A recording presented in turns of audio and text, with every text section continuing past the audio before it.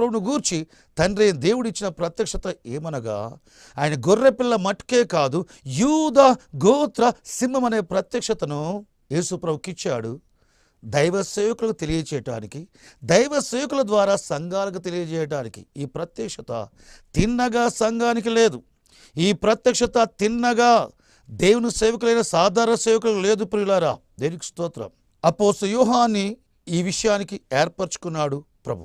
బాప్తీసమిచ్చి యోహాను రాబోయే గొర్రెపిల్ల గురించి ప్రకటించాడు, మొదటి రాకడ గురించి.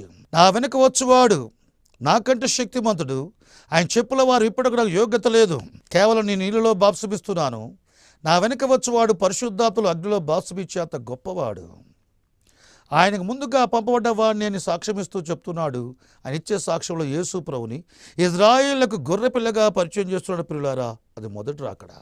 ఆ బాప్తీసమిచ్చి యోహాను శిష్యుల్లో ఒక శిష్యుడైన ఈ యోహాను ఆ తర్వాత యేసు ప్రభు శిష్యుడైనప్పటికీ యోహాను నొద్ద ఉన్నప్పుడు పునాది అది తొలగించబడటం జరగలేదు.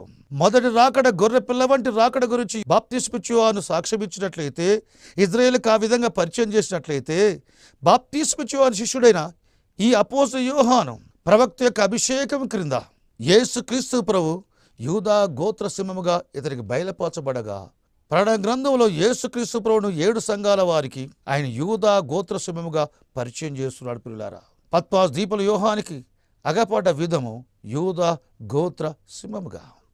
కాబట్టి యోహాను, భయపడకము, నేను మొదటివాడును కడపటివాడును జీవించేవాడును, మనుష్య రీత్యా మృతుడినైతిని గాని ఇదిగో యుగయుములు సజీవునై ఉన్నాను.